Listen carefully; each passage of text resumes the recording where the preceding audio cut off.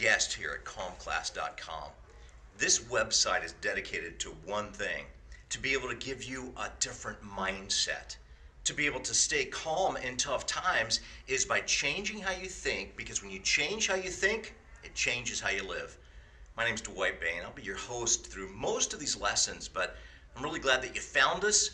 I'm really glad that you're taking time out to watch a lesson that will be life-changing. So do this. Take good notes. Download the study guides. Let these life application principles make your life a better place. And then would you let us know how this is helping you? My thanks to you for watching. My thanks to our incredible team for making it happen. But most of all, my thanks to God, because He gives us principles that will change our life if we use them. Are you ready?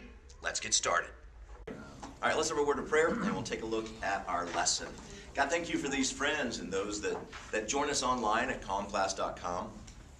What a great opportunity. I love being with my friends here and those electronically, because God, you've given each of us an opportunity to learn something, to develop a better Christian attitude, and to be able to figure out how to manage our lives. I pray, God, you would use this lesson to change hearts, but as always, Lord God, use it to change mine. And I pray in Jesus' name, amen. So the topic is reinvention, right? So this was not invented by Thomas Alva Edison, but it was perfected. In fact, there were dozens and dozens of people in Russia, in England, and in the United States that worked on this project, right? The incandescent light bulb. You understand, these are hard to find anymore. Yes. These are very hard to find because these were replaced by something invented not over 100 years ago. These were invented over 30 years ago. 75% more efficient. This cost about $1. This cost $1.25. This lasts longer, produces more energy efficient light, and it's 75% more efficient. All right, but remember, this one, which are pretty common now, fluorescent, mini fluorescents, are being replaced by LEDs. Let me help you understand that LEDs will be replaced by the next thing. Jay, who video records for us at calmclass.com, Jay is a neon specialist. Jay can tell you about all the technology behind this. If you've seen the beautiful neon at Walt Disney World or some of the resorts, that's Jay. He's an artsman, he's a craftsman, and he creates that neon. But understand, the concept that I want you to grab hold of is the concept of reinvention. Reinvention, Michael Blattman. So I'm reading through the New York Times, and I read this story of Michael Blattman.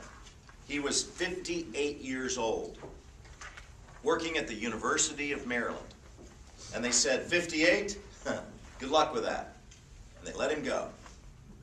And they let him go. He was making $175,000 a year at the University of Maryland. They let him go, and they said, but here's a severance package for you with your accrued vacation time of $188,000. He was well educated, and he thought, I'm in good shape. I'm in good shape. I'm 58.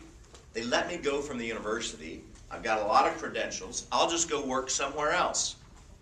And 1 month passes, and 1 year passes, and 2 years pass, and pretty soon $188,000 isn't getting it done. At 2.5 years before he got another job, and now this is a guy who sent out over 600 resumes. Over 2.5 years later, gets a job with Merrill Lynch, $75,000 a year. Less than half of what he was making before. But the reason that the New York Times did this story about him is because Michael Blattman was able to say during that 2.5 years, I'm going to write some novels. I'm going to go and teach at a university in Russia. I'm going to teach at a university in Germany. He let no grass grow under his feet because he kept, instead of saying, this is what I've done for 30 years, you know what, it's time to do something new. We call that process reinvention. And Pat, you'll find this interesting. One of the most famous Democratic leaders, this guy revolutionized America. But he started, and this grabs hold of my heart because he started in radio. In fact, how many of you have listened to the new G106.3? It's been on the air for 1 week. 1 week. You have to listen to G106.3 FM right here in Orlando. 106.3 FM. Gospel music. It's one of the Z sister stations. It's been on the air for a week. It is urban gospel. And if you need a little soul, if you need to be in the presence of God, to hear these large choirs, like Brooklyn Tabernacle Choir, G106.3, and I mean, you listen to that because I'm a radio guy. I started listening to Christian broadcasting, had an opportunity for over 20 years to host a radio talk show about counseling issues, and I just love radio. And so here's this Democratic leader, family of Democrats. He's a registered Democrat, and he goes into radio broadcasting and has a lot of success. Ends up going to do some work, traveling with a sports team, Larry, kind of your background. Ends up in Southern California, and somebody says, you should do a screen test. Right? So this is a Democratic leader pre-World War II, and he does a screen test, and he gets picked up by Warner Brothers. And he's a movie star, but for only 7 years. The war comes, WW2, and he does what anybody would do, regardless of their political or other affiliation. He signs up, joins the military, comes out of the military, his film career gone. It's just over. But there's this thing coming out called television. Television. So he says, well, I'll try that. And he reinvents. And he's on TV for years, and then they do what they do with all people who are aging on TV. It's like, hey, it's been good to know you. We're going to get some younger faces in here. So here he's lost another job. I mean, lost it. Couldn't get any work at all. But he gets an opportunity to work with the General Electric Company, right? Thomas Edison's old company. And he works for the General Electric Company, and he gets involved in some political things. Some of you are ahead of the story. You've already figured out. Because in early 1960s, he says, you know what? The Democratic Party is not going in the direction that I believe. So Ronald Wilson Reagan switched parties. How many of you knew that? Yeah, a couple of people. He switched from the Democratic Party, and Ronnie switched over to become not just a Republican, but he went on to become the 33rd governor of the state of California. By the way, the political things that he was doing at General Electric led to being president of the Screen Actors Guild, reinvention again, and president of SAG, the Screen Actors Guild, regulates all movies and different actors, right? So he's the most trusted person in Hollywood because he's the one watching out for the unions for the actors and actresses. Reinvention. And then he goes from governor, because all of a sudden he's not governor anymore, he goes to reinvention. And Pat, in doing my research, I found it interesting. Many people forget that as a private citizen, remember, no longer a radio guy, no longer a movie guy, no longer a television guy, fired, laid off, downsized, but he keeps reinventing. And in the late 1970s, out of his own pocket, he sponsors a series of 2-minute radio features. I've listened to the audio recordings, and there's over 1,000 of them, and they're amazing. Hi, this is Ronnie Reagan, and I'm here to talk to you today about... He hosted these, he paid for them himself, and they ended up being on over 600 radio stations. He wasn't running for any office. He just said in the late 1970s, somebody should do something, and that somebody was him. He said, I'll reinvent. He stopped doing the radio broadcast when he launched his campaign for president against Jimmy Carter, because he said, no, that would, if I had radio time, the other guy's got to have radio time.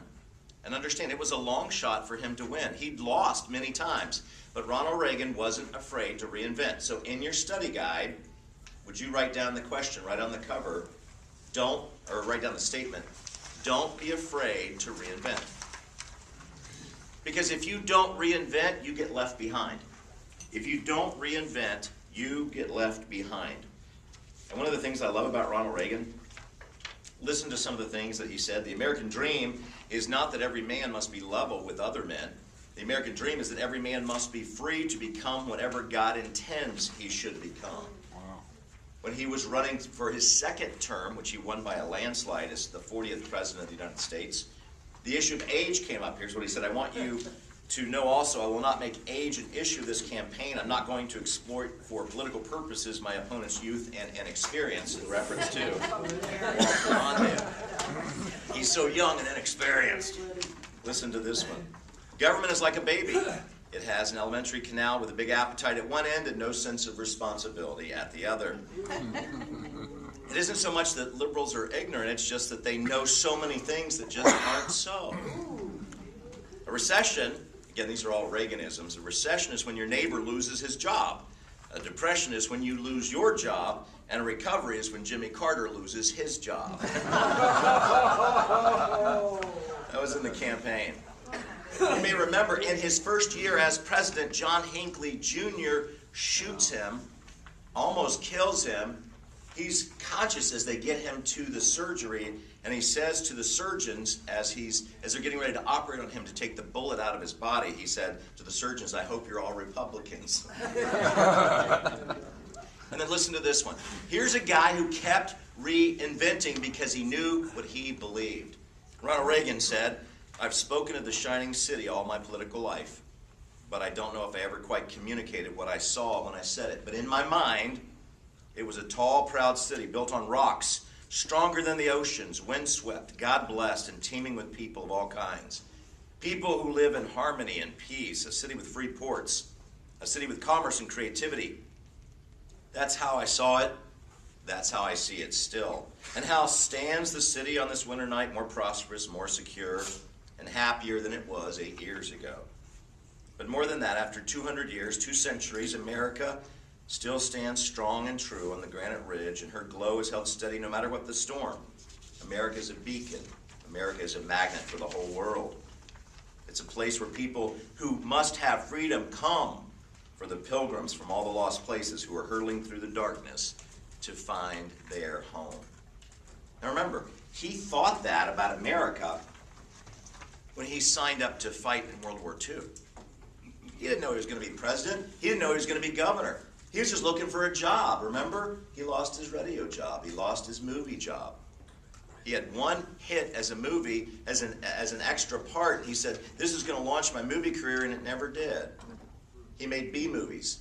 B movies are movies when they say, you know what, do the best you can because the movie's due out by Thursday. It's just, they were just, kind of silly. But he wasn't afraid to reinvent, and I don't want you to be afraid of reinvent. I want you to understand, he was reinventing into his 70s and 80s. How about you? How about you? When you think about this in this last week, I had an opportunity to celebrate a birthday. And I have a file that I keep that my parents started me on when I was 19 years old, same age as my son is today. And in that file is a piece of paper that I wrote as a 19-year-old. Coming up on my 20th birthday, just a few days ago, Don. Just a few days ago. Because my parents had a business called Bain & Associates in Central Florida, and it was about equipping people with goals. And I was a college student, but my mom and my dad taught me you have to have goals. So on the eve of my 20th birthday, here's what I did by decade. And I put down by 20, I would finish college. Didn't, I finished at 21. In my 30s, begin life, have entry-level jobs, begin a serious relationship. In my 30s, career development, cement some serious long-term relationships, achieve financial stability, and start a family. In my 40s, I would continue. In my 50s, I wanted to be able to influence my culture in the United States. In my 60s, to be able to mentor others, to be able to add value and to travel to where they were. Now, shows how short-sighted I was. This only goes to 80. Because Barbara, you've helped me to see, no, 120. So now I have the whole back of the page now I can do something with, right? But the interesting thing this last week, I was added to a board of the top 25 people in my industry. And I think, I'm 8 years ahead. I'm 8 years ahead, so God has been so good to be able to give me an opportunity. As a 19-year-old, I was talking to my dad about this yesterday. As a 19-year-old, to be able to have some wise parents say, hey, you need to set some goals. You need to be able to do something with your life. And you say, well, that's silly. No, I want you to know the last 35 years, almost 40 years, has been continual reinvention. And when I talk about reinvention, who do you think of? Do you think of a Ronald Reagan? Because remember, it's not just people who reinvent. Churches have to reinvent. Hospitals have to reinvent. Organizations have to reinvent. Theme parks have to reinvent. The military reinvents. Because if you're not reinventing, listen to me, you will be left behind. If this is your only technology, if this is your career, somebody not smarter, but certainly more clever is going to be able to replace you, because this goes away, because all things go away. So when I say reinvention at any age, who do you think of? Do you think of a Jim Henry who I saw at the Charlotte airport last year with a ball cap, blue jeans, and running shoes? And I said, Jim, it's so good to see you. And we were just going to different terminals. And I said, how you doing? He said, I'm busier than I've ever been. At almost 80, I'm happier than I've ever been. He said, I have a chance to help more people than ever because I'm training the next generation of ministry leaders. And I love that. Elmer Towns, 84 years old. Elmer's helping more people than he ever has. Co-founder of Liberty University, traveling around the world because he keeps reinventing. So when I say reinvention, do you think of an organization? Do you think of Southwest Airlines that keeps doing it better than their competitors? Everybody else goes bankrupt. Southwest is the most profitable stock over the last 40 years. It's had the greatest return, and it's run by the employees. Reinvention, do you think about the music career of a Madonna or a Michael Jackson? When I say reinvention, who do you think of? Do you think of an organization, a person? Do you think of somebody you know?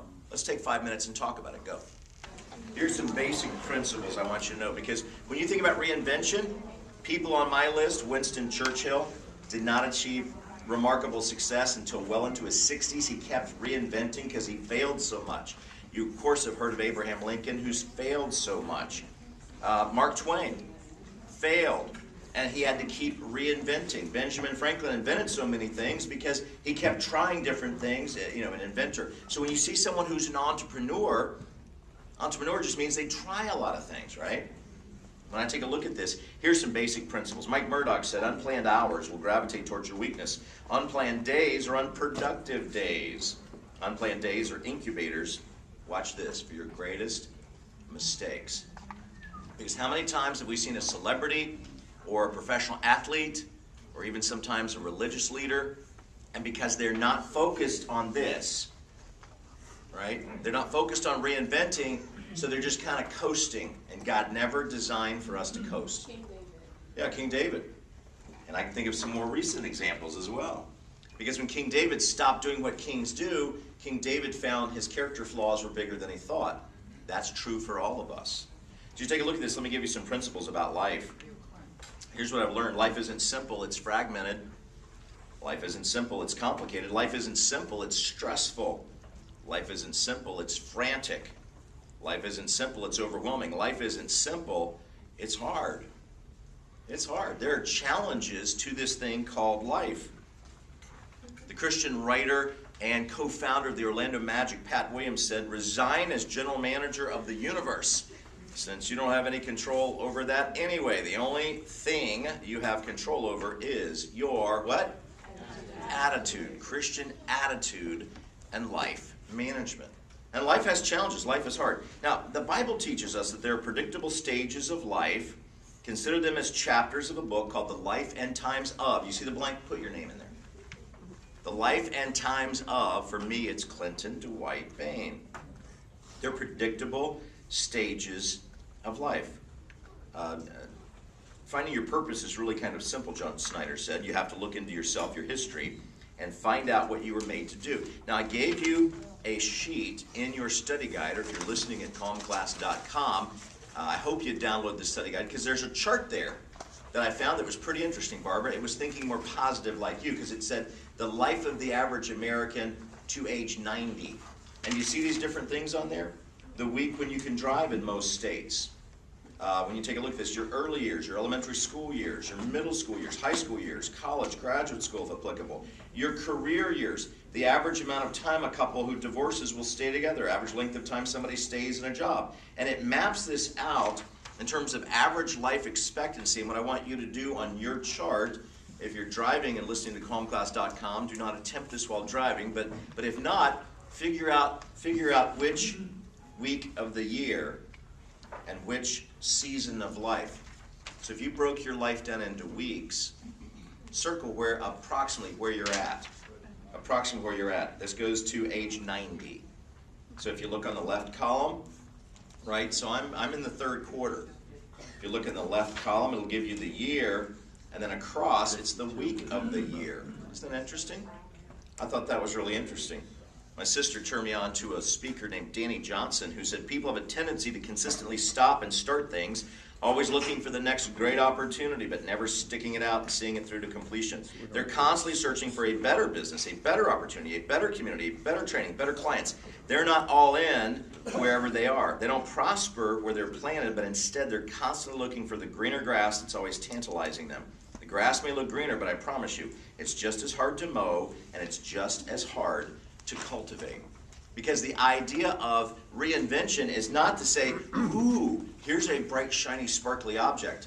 It's the idea of saying, here's what I think that God is calling me to do next, and by golly, I'm going to go and do that. And then, when this doesn't produce light anymore, it's saying, I'm going to move on and reinvent to the next thing. There are different seasons in this reinvention process. And I want you to, again, circle where you're at in the process, right? So there's the birth, infant, toddler, child, pre-adolescent, adolescent, young adult, adult, middle adult, senior adult, aged adult, death, heaven or hell. And you see that part that says your choice? It really is your choice, right? So when I take a look at this, when you think about which stage you're in, there was a women's magazine last year, Women's Day magazine, and it asked their readers which age is best for women.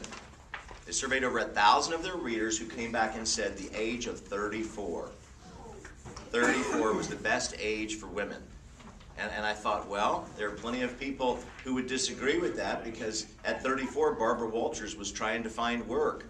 Oprah Winfrey was just another name in the marketplace. So if you stop, if the best age for some people, well, it's age 40. You climb the mountain to age 40 and everything after that's downhill.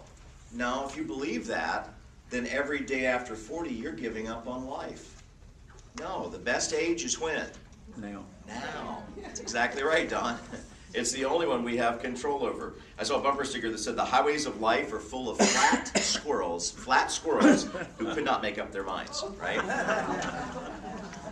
Now, depending on your age in life, you don't think that's funny. I mean, some people say that's pretty funny, other people not so much. The Bible tells us in Psalms 105:4, search for the Lord and his strength, and do what? Keep on searching. Keep on searching. So the grass may be greener on the other side of the fence because we spend so much of our time, our dreams, and our energy. We spend so much of our time, our dreams, and our energy and our passions watering that side. And when you're writing your study guide, just put the question mark. Where do you look? Question mark. Where do you look? Because when I think about where you look, to a large degree, is what you get. Reinvention, if you're always looking back, how good life was back in the good old days. If you try to drive your car looking backward, all you do is what? Crash. If you try to drive your career looking backward, all you do is crash. If you try to drive your relationships thinking about how good it used to be, and you're coasting on that, and you're not working on your relationship, all you do is crash. God meant for us to always be looking ahead. Make the most of today, always be looking ahead. That little sheet that I made of the life that I thought I wanted, I did not know one Sheila Campbell at the time. I knew I wanted to be married. I didn't want the pain of continual hardship and brokenness in relationship. I hadn't met her yet. but I knew the kind of life I wanted because my parents taught me to set goals. And so I can tell you this about reinvention. You don't know what this is going to be in 5 years or 10 years. Remember, there was a time in the past, not that long ago, that the people who made this, and this was their livelihood, they worked in the factory. The people who made this said, these will be here forever. No. Listen to me. This is a hard piece of advice. This last week I had a chance to sit down with my friend Roger Long, the owner and the operator of Long's Christian Bookstore, closing his doors after 50 years. 50 years, because independent bookstores is a hard business. And so I got, God just blessed me. I had a chance to spend over an hour and to talk about the book business and to talk about what's happening in America. Some of the things Pastor David referenced this morning. It's hard for Christian retailers to compete. So he's closing his doors. 20% off of everything. And in fact, on Thursday, the day it was announced, it looked like a Trader Joe's opening. People were lined up 90 minutes to get inside. Not a parking space. Because so many people love Roger. This is the largest independent Christian bookstore in our region. But in talking to Roger and talking about closing the doors, I said, I admire you so much because, Roger, you've always reinvented. When bookstores started having coffee shops, you had a coffee shop. When bookstores started having music listening stations, you had music listening stations. You always reinvent, Roger. And the process that you're going through, I just admire that because that's wisdom. Wisdom, listen to me, wisdom is to reinvent. Now, if you haven't been to Long's Christian Bookstore in a while, there's still plenty of things to be able to pick up. That blesses Roger, it blesses you, because this week, 30% off. Okay, so there you go. And you say, wow, that's so sad. No, that's so life. Listen to me, here's the piece of advice.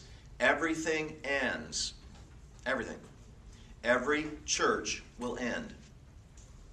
Every business will end or be sold. Everything ends. That's just the way God set it up. So if you're not reinventing, you say churches don't end. Yeah, they do. They sell at auction around town about every other week because people go on to the next thing. Schools change. Everything changes.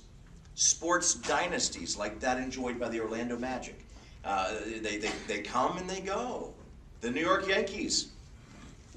Nothing lasts forever. So if you're reinventing, you're wise. If you say, no, this will last forever, we will always be at this place, that's inconsistent with what the Bible teaches. It's inconsistent with psychology. It's inconsistent with life. If you take a look. You might be interested to know, however, that in St. Paul, Minnesota, one Garrison Keeler has opened his own bookstore. Wow. In St. Paul. Yeah, and I would absolutely go to it. Where my daughter goes to school at Ole Miss, Square Books on the square. Oxford, Mississippi has more bookstores than bars in a college town. And I love that. So independent bookstores, listen, here's the thing. Independent bookstores that reinvent, because Roger's not going away, he's just reinventing. To have almost 10,000 square feet of retail space is less profitable. He's lost money the last 3 years. So he's reinventing. That's just wisdom. Wisdom is to say, even though this is scary, I'm going to do this. Back in your study guide, I want you to take a look at which season of life you're at. Physically, write down how many years, right? So for me, I'm in my middle 50s, out of 100 years, Barbara. I at least took it up to 100. And then you can kind of scratch in from 0 to 100, how much of your 100 lifespan you've used. But then when you take a look at this emotionally, I think I'm a little ahead of the game. Emotionally, if you didn't know how old you were, how old would you be? Is an interesting question. I think I'm a little older than my chronological age. And most of my friends are older. I tend to think a little bit older. And so for me, I'd say I think I'm about 60 out of 100. Now, for some of you, I realize that you're thinking for you, I'm maybe, 50 years old, and my maturity's maybe 75 years old, and then my spouse is a 2-year-old. I understand you're thinking that, all right? Stop elbowing each other. I can see you when you do that, okay? When people elbow each other, it's like, I just saw you do that. You don't think anybody saw you do that. But that's also when, all of a sudden the husband goes, oh, and sucks the oxygen out of his lungs. I mean, people know when you do that. But you see that spiritually? Spiritually, it's out of 1 billion years. I don't know how I'm doing there. I accepted Christ in 1973 because of the influence of godly parents. But I want you to understand, spiritually, I may not be where I need to be. Because spiritually, you're not limited to your chronological age. Spiritually, you can be 100,000 years old in spiritual maturity. But here's what I want you to know. It's not in your study guide. People who don't believe in God believe in nothing. They believe in anything. They don't believe in God. They'll say, I don't believe in God. No, they'll believe in anything. They'll believe in anything. So I want you to know, when we take a look at this, how do you reinvent? The Bible gives us this wonderful chapter. It's in the book of Ecclesiastes. And it's this process of reinvention. King Solomon, the wisest man who ever lived, writes Ecclesiastes because he's just on the other side of midlife, and he's looking at life saying everything dies, everything ends.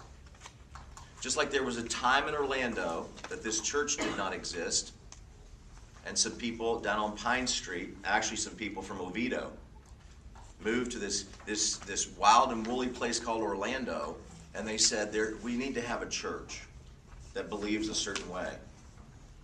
Churches grow, businesses grow, people grow, but nothing stays the same. You have to keep reinventing.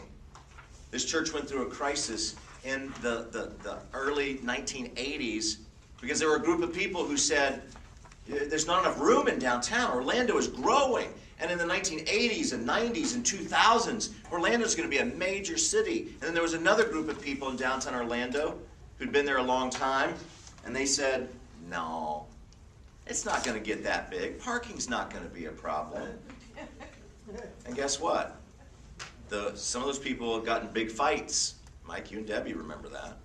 They got in big fights. And some of them said, we're going to go out to this wild and woolly place called John Young Parkway that hadn't been invented yet, at least not here. This was just a swamp. And some people said, you know what? We need to reinvent. And I want you to know, if you keep reinventing, you have a future. And that's not based on age, that's based on wisdom. And King Solomon figures out nothing lasts forever, not even me. And here's the sad reality. He had all this wisdom, but he didn't teach his children. But thank God he at least wrote it down so he can teach us. Ecclesiastes chapter 3, there is a time for everything and a season for every activity under heaven. Ecclesiastes chapter 3, verse 1. Solomon said, there is a time to be born, there is a time to die. I mean, to realize your own mortality and to understand nobody lives forever, except vampires, I guess. Or some of the people in Hollywood that have really good plastic surgeons. It seems like that they just keep getting younger. I mean, you watch certain shows and you think, who is that person anyway? And then they tell their name and you say, is that Joan Rivers? She just looks younger than her daughter. And she jokes about her plastic surgery, right?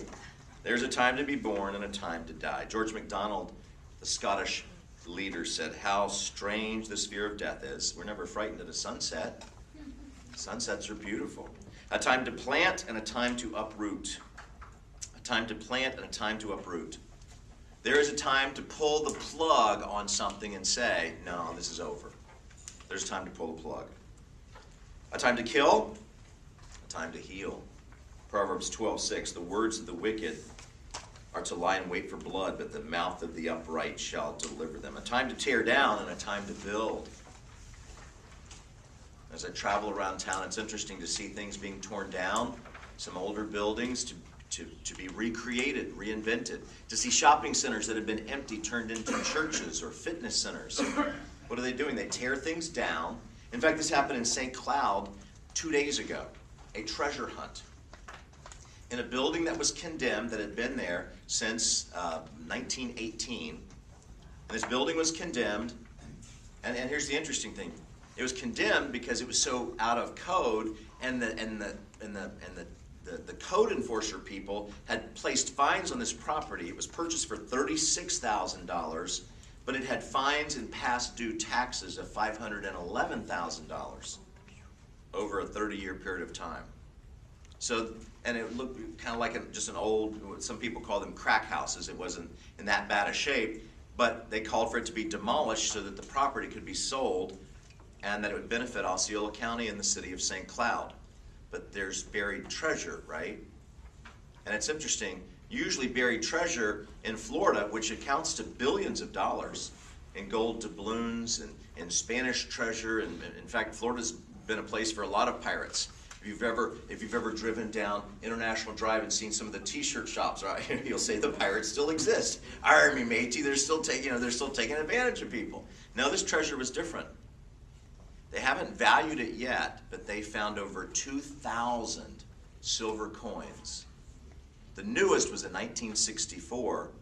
The oldest goes back to when the house was built in 1918, because during the Great Depression, people did not trust banks. And there were 80 different mason jars full of silver coins. So when the demolition team, when they were, one guy kept hearing glass and metal. And when somebody went in, instead of just knocking it down with a front end loader, they went in and they saw the silver coins. It was like a treasure hunt. Until somebody from the county was called to say, excuse me, pardon me, that all belongs to the owner, which is the city of St. Cloud. That did not make many friends, but for a while, they had no problem getting, I mean, have you ever noticed sometimes how state workers are not the most motivated bunch? But on that day, Pat, I'm here to tell you, they were motivated. I mean, it's like, oh, it's a treasure hunt, right? How much money did it end up being? They're still valuing it, but it's thousands of coins, and it will be into, well worth the price of the property. And isn't it interesting if somebody had said, I'm just going to keep up with code enforcement, and I'm just going to pay what I'm supposed to pay. They couldn't reach the original owner, or not the original owner, but the guy who owned it for comment. But I imagine he's feeling kind of dumb that if he had just done a little remodeling, if he had done a little of this, move some walls around, extend the kitchen, because all of these mason jars were in the walls. They were in the walls.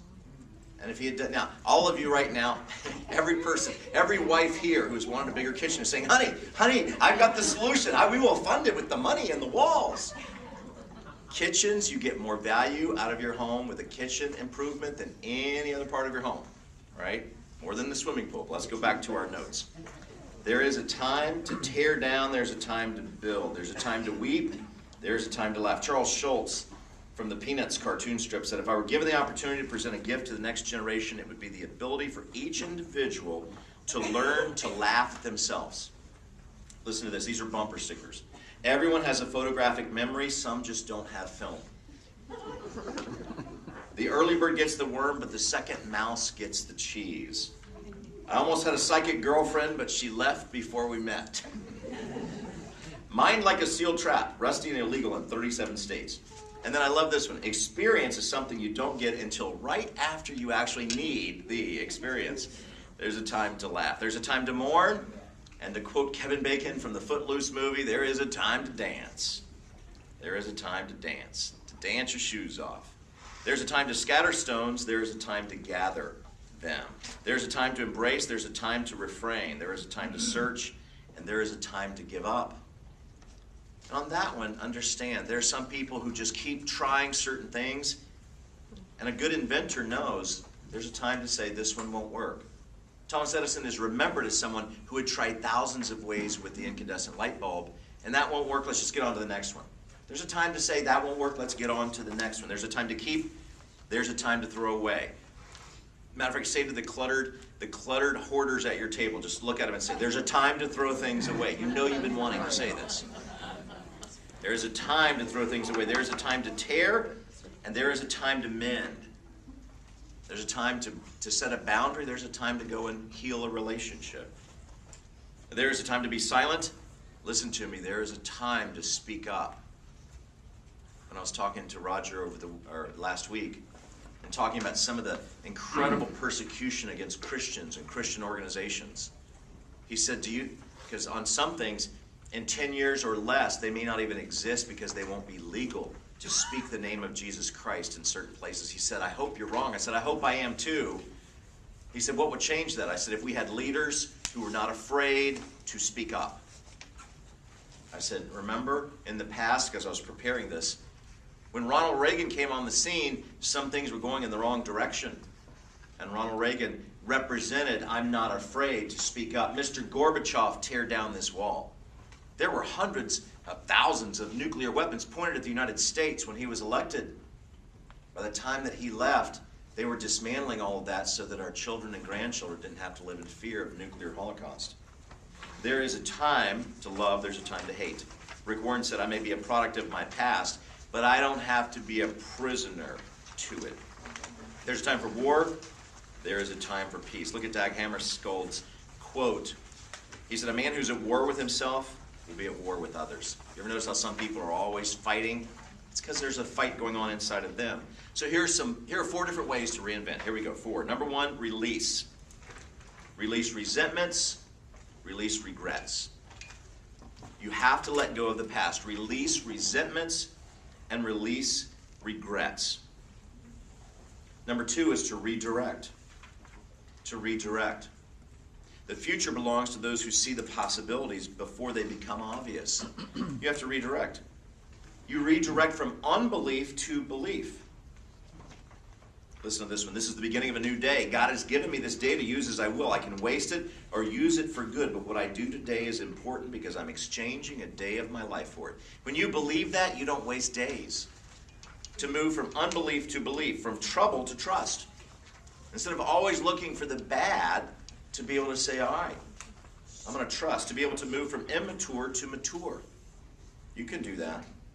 To move from running away to facing reality and then facing responsibility. One of the things I love to do at this point is to say, turn to the people at your table or at calmclass.com and say, grow up. Just grow up. Let's get there. Just grow up. Would you? Grow up. But I don't want. I want to be a Toys R Us. 2 more. You want to be what? Toys 2 R Us. more. The third way to reinvent is to remember. To remember. And would you write in your study guide, new season equal new problem? Because so many people say, oh, when I reach this place in life, life will be easy. No, new season equal new problem. If you buy a big house, you get a big property tax bill. You have a bigger electric bill, right? So new season of life equal new problems. I mean, to the 6-year-old who says, my life will be so easy when I get rid of this teacher. And then somebody who's 26 who says, I wish I had the security of being back in school. I could predict what my life was going to be like. New season, new problem. And the final principle is to rejoice. To rejoice daily while it's called today. No matter what season of life you're in, you can reinvent, but we're not living in the future. We're rejoicing in the day. Now here's 2 principles as we wrap this up. God is the only way to a fulfilling life. And by the way, there's no easy way to a fulfilling life. Jesus said, in this world you will have trouble. Be of good cheer, I overcame the world. So we don't have to live in fear of it. We don't have to whine and criticize and complain. I love Pastor David's reminder that a bunch of whiners and complainers in the Bible were swallowed up. I've thought, man, I wish, God, could you just do that with a couple of the whiners in my life, right? Whining and criticizing and complaining and grumbling, not godly. Not godly. So as we take a look at this, we started with some principles about life, but let me tell you, life isn't stressful, it's simple. It's coming together. Life is simple, it's moving toward balance. Life is simple, it's more peaceful. Life is simple, it's relaxed. Life is simple, it's manageable. Life is simple when it's in His hands. When I'm able to say to the God of the heaven, hey, you know what? I don't know what you're going to do with my life, but God, help me to not be afraid to reinvent. When you're able to say, God, help me to not be afraid to reinvent when you're 20 and you're scared, or when you're 60 and you're scared. God, help me to reinvent to be who you want me to be. When you're able to do that, when you're able to reinvent at any age, here's what happens. Fear is replaced by faith. There were people in the 1980s who were inventing this and there were people who said, nobody will ever buy that. It's too expensive. And right now there are things being invented that we'll all buy because some people have the faith to say, no, I'm going to launch this product. I'm not afraid. the more you're able to reinvent, the more your faith goes up, your fear goes down, and you get to live the life that God designed you for. Let's pray that we do. Father, thank you for these friends. Those that watch at calmclass.com, help each of us to not be afraid to reinvent. For as we do, God, we get to live out the potential and creative energy you gave us. May we do that every day so that people come to see us shining for what we believe, and that it would draw them to you. That's my prayer as we start this new year together. In Christ's name, amen. Amen. Hi, Dwight Bain here, and I want to tell you about calmclass.com. The website that you came to is actually a teaching lesson that we record in Orlando, Florida, every single week. You can actually come be part of the live audience. If you're in Florida, maybe you're visiting the Orlando area, come check us out. We meet at 3000 South John Young Parkway. It's on the campus of First Baptist Orlando, which is actually a pretty large place. So what you're looking for is a large building by a lake. It's a big 3-story building called Faith Hall. And we're in Faith Hall, upstairs in room 301. But if you don't get a chance to come live to the presentation in Orlando, then if these lessons about making your life work better, to get past frustration in relationships, maybe frustrations on the job, maybe you're just kind of feeling beat up about what you believe. If you enjoy these lessons, would you do me a favor? Would you tell a friend? Because by your experience of telling other people, hey, this website helped me, these lessons helped me, when you're doing that, you're helping take the message that we teach in Orlando and to be able to spread that to the entire world. And thanks.